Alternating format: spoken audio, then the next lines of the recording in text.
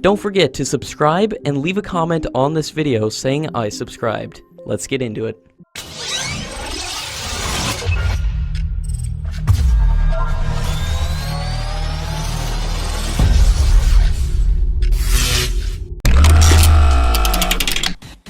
According to a media report, Hindustan Aeronautics will be assembling the initial pre-production medium-weight fighter jets, but that doesn't assure that it will also get the right to manufacture them locally.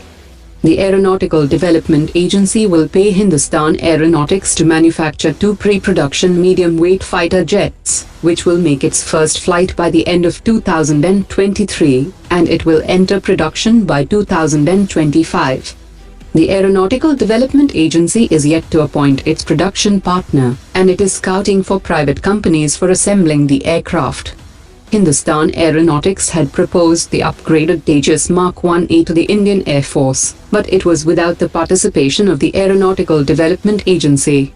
After consulting with the Indian Air Force, Aeronautical Development Agency went back to the drawing board and surprised everyone by showcasing a model of the medium-weight fighter, which now features a maximum takeoff weight of 17,500 kilograms, and the aircraft is 1.35 meters longer, and it can carry 3.3 ton more on external stores, as compared from the baseline Mark 1 airframe. According to latest reports, the Indian Navy wants a STOBAR system for its new aircraft carrier, which will require considerable design changes to the deck section, and the British designers have proposed a new design, which was initially proposed to the Royal Navy but was not selected due to financial issues.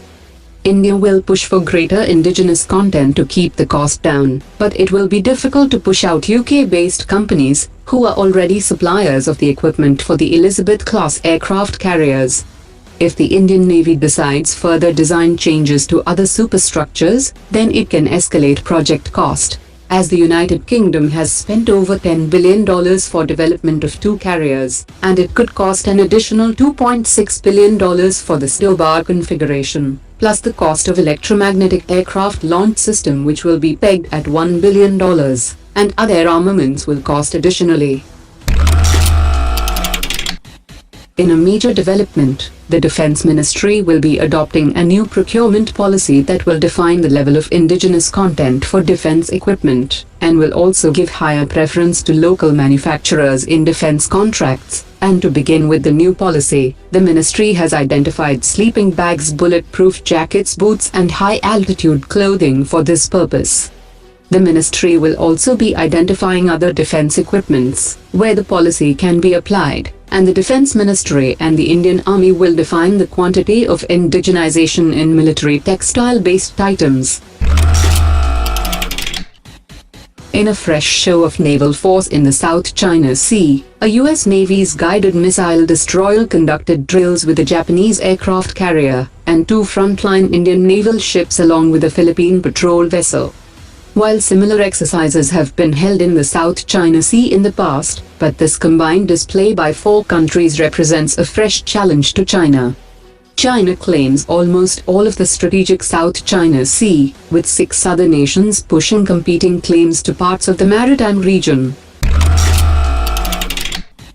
According to latest reports, China has unveiled a new armored vehicle that is capable of operating 12 drones for combat and reconnaissance operations. These launch tubes are usually hidden within the vehicle and are only revealed upon the use, which provides an element of surprise, as it will be difficult to distinguish drone launching vehicles from standard vehicles. According to latest reports, US President Donald Trump has increased tariff by 25% on $200 billion worth of Chinese goods, and this has taken effect from today. The massive hike comes in the midst of 2 days of discussions between US and China, which is aimed at ending a 10-month trade situation between the world's 2 largest economies.